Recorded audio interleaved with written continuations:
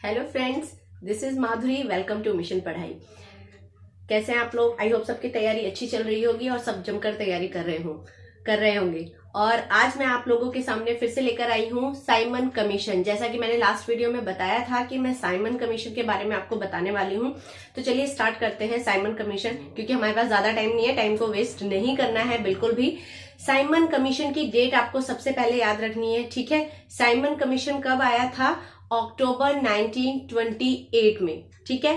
Simon commission, ये क्या था साइमन कमीशन? जो ब्रिटिश गवर्नमेंट थी, टोरी गवर्नमेंट, आप उसमें एक वर्ड पढ़ेंगे अपनी बुक में, दैट इज न्यू गवर्नमेंट, जो ब्रिटेन में फॉर्म हुई थी, उसका मानना था कि इंडियंस को ये नहीं पता है कि उनको अपना कॉन्स्टिट्यूशन कैसे चलाना है, उनको रूल्स एंड रेगुलेशंस कैसे बनाने हैं। सो दैट उन्होंने अपने देश में एक कमेटी बनाई जिसमें उन्होंने मेंबर्स को सिलेक्ट किया और उनसे कहा कि आप जाइए इंडिया में और उन लोगों की हेल्प करिए कॉन्स्टिट्यूशन बनाने में, क्योंकि उनको इतना कुछ पता नहीं है। अब हालांकि आप लोग सोच सकते हैं कि कॉलोनियल गवर्नमेंट अगर किसी देश के लिए कॉन्स्टिट्यूशन बना रही है तो ऑब्वियसली उसके ही फायदे होंगे सारे। तो इसमें सबसे पहली बात जो सब इंडियंस को दिख रही थी, सबको दिख रही थी, वो ये थी कि इस साइमन कमीशन में, मतलब ये जो पर्सन, पहले क्या होता था ना, जो भी पर्सन उस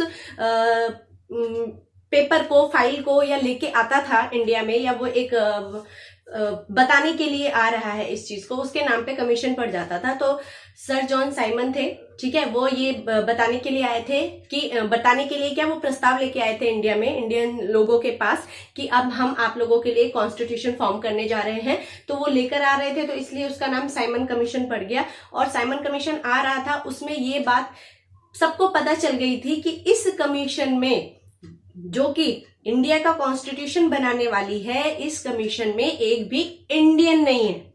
सबसे बड़ी बात, जब आप इंडिया के लिए कॉन्स्टिट्यूशन बना रहे हैं उसमें कोई इंडियन ही नहीं है, तो ये इंडियंस को कैसा लगेगा?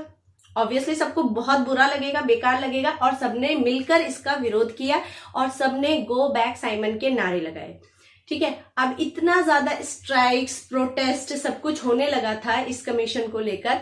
अब वहां उस टाइम जो वायसराय आए थे, लॉर्ड इरविन, उनको टेंशन हो गई। उन्होंने कहा तो सब जगह प्रोटेस्ट चल रहे हैं, लोग कहीं बात मानने को ही नहीं तैयार हो रहे हैं। तो उन्होंने मतलब क्या किया कि समझाने बुझाने के लिए इंडियंस को कि ये कहीं तो इस चीज को लेकर शांत हो जाए, उन्होंने राउंड टेबल कॉन्फ्रेंस में इंडियंस को इन्वाइट किया। इंडियंस को मतलब ये नहीं है भारत के सारे लोग पहुंच जाएंगे, जो भी प्रोमिनेंट लीडर्स हैं जो इस चीज को देखते हैं, अपनी जनता को समझा सकते हैं। उस टाइम कांग्रेस सबसे बड़ी पार्टी थी, कांग्रेस के मोस्टली लीडर्स जो राउंड टेबल कॉन्फ्रेंस में शामिल होते थे। और ये राउंड टेबल कॉन्फ्रेंस एनुअल साल में होती थी, और वो जब भी होती थी लंदन में ही होती थी। तो वहां पे उनके प्रतिनिधि बैठते थे, इंडियन लीडर्स बैठते थे, वो मिलकर बातचीत करते थे। तो इरविन ने, जो लॉर्ड वायसराय थे उस टाइम, इरविन, उन्होंने इनवाइट किया कांग्रेस को, लीडर्स को, कि राउंड टेबल कॉन्फ्रेंस में प्लीज आप आइए और हम इस पर बैठकर बातचीत करेंगे, ठीक है। दिखाना चाहते थे वो कि अगर हम इसमें बातचीत करेंगे तो हम इंडिया को क्या देंगे, हम इंडिया को डोमिनियन स्टेटस का दर्जा देंगे, ठीक है। अब पहले समझते हैं ये डोमिनियन स्टेटस क्या है। डोमिनियन स्टेटस है कि भारत के लोग अपना जो कॉन्स्टिट्यूशन बनाना चाहते हैं, उसमें जो उनके प्रेसिडेंट होंगे, प्राइम मिनिस्टर होंगे, जो भी डील करेगा लोगों के साथ, एक कह सकते हैं एडमिनिस्ट्रेशन में जितने भी लोग होंगे, ठीक है, वो भारतीय होंगे, मान गए वो। लेकिन ओवरऑल जो एक राज होगा जिसके अंडर में है, वो अंडर में ही काम करना पड़ेगा आपको ब्रिटेन के। डोमिनियन स्टेटस वो दे रहे थे, दैट मीन्स कि आपको जितनी भी आप चीजें चाहते हो आपके अकॉर्डिंग हो, बट तब भी आप हमारे ही अंडर में रहोगे। तो उनका ये मानना था। बट क्या हमने इतनी जो अपने शहीदों, जो हमारे शहीद हुए हैं जवान, और जितने लोगों ने, क्रांतिकारी और सब लोगों ने जो इतना प्रोटेस्ट किया है अपने देश की आजादी के लिए, क्या वो इस बात पे मान जाते? मतलब हमें आजादी मिल रही है और तब भी हम ब्रिटिशर्स के ही हाथ में हैं। मतलब कोई भी हमें फरमान जो है अगर वहां से जारी हो गया तो हम अपनी मर्जी का कुछ कर ही नहीं सकते हैं। तो बात तो वहीं की वहीं रह गई। इस चीज को जो कांग्रेस के उभरते हुए उस टाइम युवा नेता थे, पंडित जवाहरलाल नेहरू और सुभाष चंद्र बोस, इन्होंने पूरी तरह से अपोज किया कि हमें ये चाहिए ही नहीं, हमें डोमिनियन स्टेटस चाहिए ही नहीं। इन्होंने पंडित जवाहरलाल नेहरू की अध्यक्षता में 1929 में, दिसंबर 1929 में लाहौर सेशन में उन्होंने पूर्ण स्वराज की मांग की। पूर्ण स्वराज मतलब हमें तो फुल इंडिपेंडेंस चाहिए। और 26 जनवरी 1930 को सबने इंडिपेंडेंस डे एक तरीके से सेलिब्रेट किया। कैसे सेलिब्रेट किया? उस टाइम आजाद तो हुआ नहीं था देश, तब भी सबने कसम खाई, प्लेज ली एक, कि हम भारत के लोग अपनी जी जान लगा देंगे देश को पूर्ण स्वराज दिलाने में। तो ये सबसे बड़ी बात थी।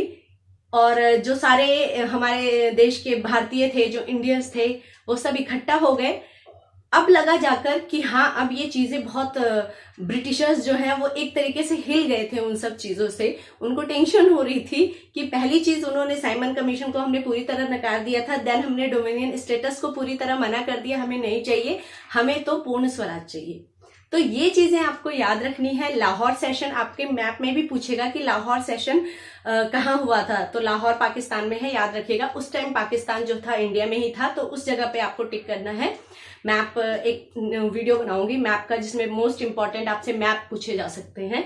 और साइमन कमीशन की डेट याद रखनी है, लाहौर सेशन की डेट याद रखनी है, दिसंबर 1929 में। 26 जनवरी 1930 को हमने पहला क्या अपना इंडिपेंडेंस डे सेलिब्रेट किया, जिसकी यही वजह है कि हमने अपना संविधान 26 जनवरी 1950 को लागू किया था।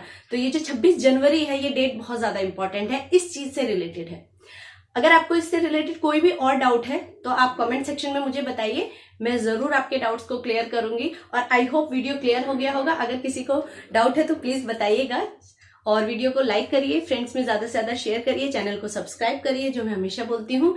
बेल आइकन को प्रेस कर दीजिए सो दैट नोटिफिकेशन मिलते रहे। और आप अगर इस चीज को देखते हैं, लाइक करते हैं, कमेंट करते हैं ना, तो मुझे भी अंदर से मोटिवेशन आता है कि हाँ, मुझे आगे वीडियोस बनाने चाहिए, मेरे टॉपिक्स आपको समझ में आ रहे हैं। तो मैं ज्यादा से ज्यादा कोशिश करती हूँ कि जो प्रॉब्लम्स मैंने फेस किए हैं पढ़ते हुए, वो सामने वाले बच्चों को ना फेस करनी पड़े। तो मेरा मोटो ही यही है वीडियोज बनाने का। ठीक है, thank you so much, bye.